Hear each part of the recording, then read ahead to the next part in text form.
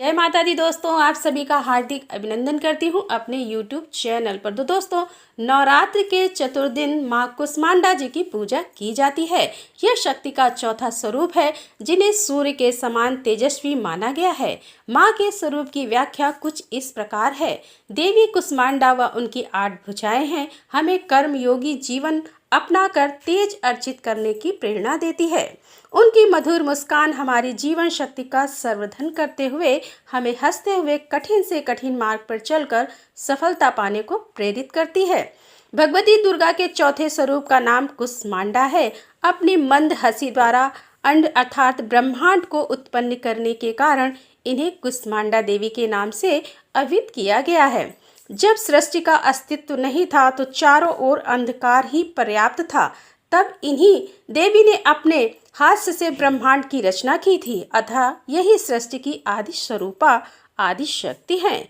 इनकी 8 भुजाएं हैं। इनके 7 हाथों में क्रमशः कमंडल, धनुष बाण, कमल पुष्प, अमृतपूर्ण कलश, चक्र तथा गदा है। 8वें हाथ में सभी सिद्धियों और निधियों को देने वाली जप माला है। एक पौराणिक कथा के अनुसार ऐसा कहा जाता है कि जब सृष्टि का अस्तित्व नहीं था तब इन्हीं देवी ने ब्रह्मांड की रचना की थी।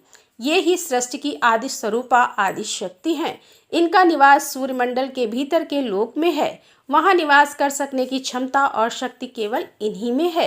इनके शरीर की कांति और प्रभा भी सूर्य के समान ही है। माँ कुष्मांडा की उपासना से भक्तों के समस्त रोग शोक मिट जाते हैं। इनकी भक्ति से आयु, यश, बल और आरोग्य की वृद्धि होती है।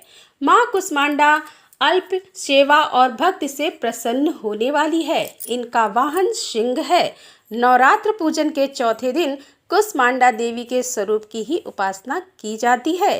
इस दिन माँ कुष्मांडा की उपासना से आयु, यश, बल और स्वास्थ्य में वृद्धि होती है। दोस्तों, कुष्मांडा माता का मंत्र इस प्रकार से है।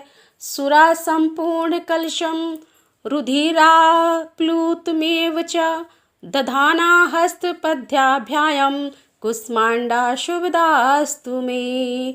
माँ कुष्मांडा की पूजन विधि क्या है दोस्तों?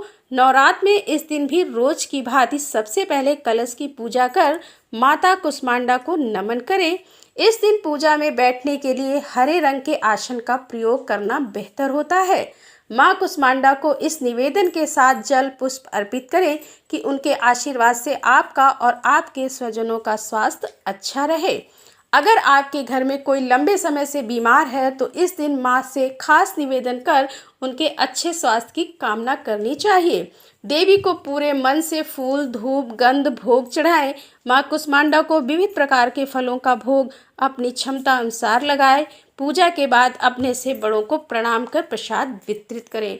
बोलो कुष्मांडा माता की जय। मिलते हैं दोस्तों अगली कथा के साथ, तब तक के लिए जय माता।